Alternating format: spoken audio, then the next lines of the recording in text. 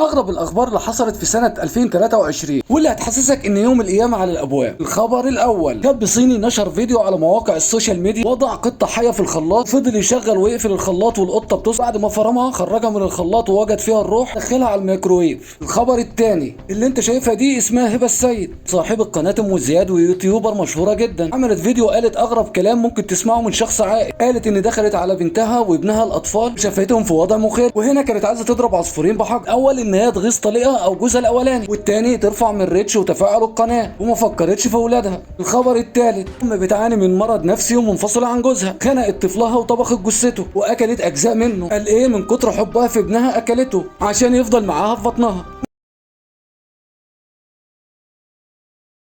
7 معلومات هتصدمك حرفيا. القطط ما بتاكلش الفئران، بتجري وراها وتقضي عليها كنوع من التسلية فقط. اكتر حيوان بيتحمل العطش هو الزرافة مش الجمل. الفرس يقدر يقف على رجله شهر كامل. العنكبوت بيكره الدم البشري فما تهربش منه، ما تخافش مش هيأذيك. شخصين بس على قيد الحياة يعرفوا وصف كوكاكولا، مش مسموح ليهم انهم يركبوا طيارة واحدة تحسبا لو انها عملت حادثة. لو شعرك وقف بالطريقة دي بعد العاصفة اهرب فورا، لان البرق هيضربك بعد ثواني. فلوس مش مصنوعة من الورق انما مصنوعة من القطن.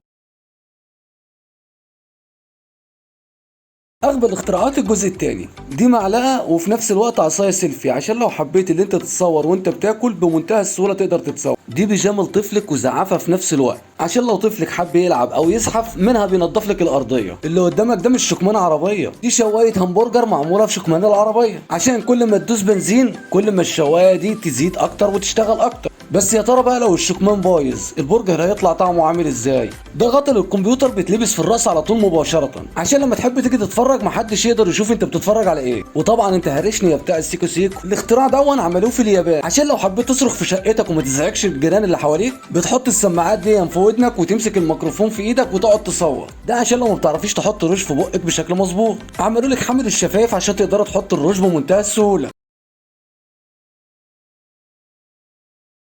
اغرب الصور اللي التقطت في الوقت المناسب، دي مش قطه طويله الحجم، انما دول كانوا قطتين بيلعبوا مع بعض، واللي لقط الصوره عرف يلقطها في الوقت المناسب فعلا، فبتبان في الصوره ان هي قطه طويله الحجم.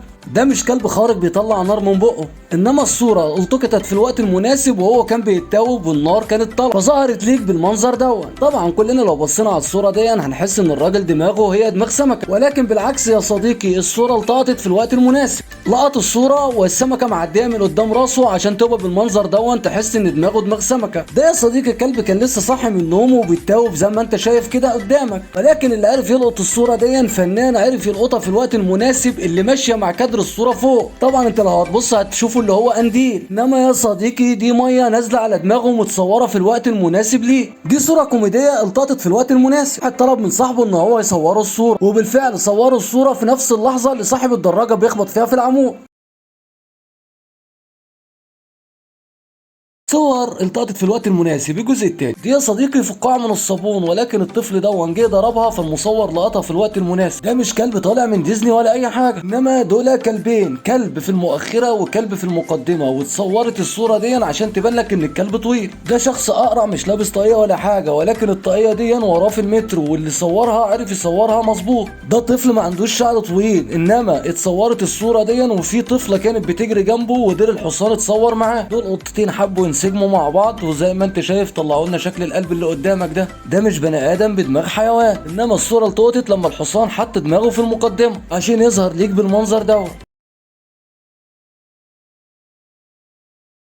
حركات غير طبيعيه ما يعملهاش الا 1 في المليون. 5% بس اللي بيقدروا يلمسوا لسانهم بانفهم. 1% بس اللي يقدر يعمل الحركه دي، ولو انت عبقري جرب الحركه وقول لي نفعت معاك ولا لا، او اكتب لي في التعليقات. 2 بس في المية اللي بيقدروا يلمسوا كوعهم بلسانهم. اتحداك ان انت تعمل لايك وتشترك في القناه وانت مغمض.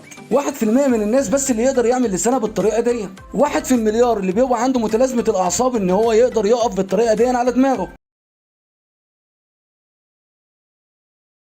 أسوأ طرق لأنواع التعذيب في التاريخ، وده يسمى اللوح الخشبي أو الحمار الأسباني. وكان فكرته إن هم بيقعدوا على الضحية، وكانوا بيربطوا في رجل الضحية أوزان تقيلة من تحت، بحيث إن الضحية جسمه يتقل وينزل لتحت أكتر، وكل ما بينزل لتحت كل ما بيتقسم نصين. ودي كانت من أبشع أنواع التعذيب. كان بيتم ربط الضحية من ال4 خيول، وبيربطوهم من اليدين والساقين زي ما أنت شايف في الصورة قدامك، وبعد كده بيتم السماح للخيول بالجري بأقصى سرعة حتى تنفصل أعضاء جسد الضحية من مكانها. وده بالنسبة لي أبشع وسيلة تعذيب والتعذيب في التاريخ. يتم وضع المذنب داخل آلية تقوم بالضغط على دماغه إلى أن تقوم أولا بخلع أسنانه ومن ثم تكسير الفك وعظام الجمجمة، ويستمر في الضغط إلى أن يخرج الدماغ من الأذنين، وبكده تكون اتحطمت دماغه بالكامل. أشياء تراها لأول مرة. الجزء الثاني، دي كورة من الزجاج وجدوها بعض الشباب على البحر، ولكن كانت الحيوانات في الماء أخذتها منزل ليها، مما أدى إلى هذا المنظر. السلحفاة البينو من أنظر السلاحف اللي هتشوفها في حياتك. السلحفاة دي إن قلبها خارج صدرها، سبحان الله. ده تفاح أسود، والتفاح ده نادر جدا وبيتم زراعته في جبال التبن، ويبلغ عدد الثمرة الواحدة $6. ده مش وحش، إنما دي سمكة اسمها الإنقليس الذئبي، تتغذى على أنافذ البحر الحمراء عشان يبقى أسنانها باللون الوردي اللي قدامك ده. اللي قدامك ده مش عنب ولا توت، انما دي احجار العتيق الارجواني، ودي بيض الطائر الفيل. تصدق انها تكون بالحجم ده يا صديقي؟ واول مره تشوفها انزل اخبطنا اللايك الجميل بتاعك، وما تنساش تتابعنا عشان تشوف كل فيديوهاتنا.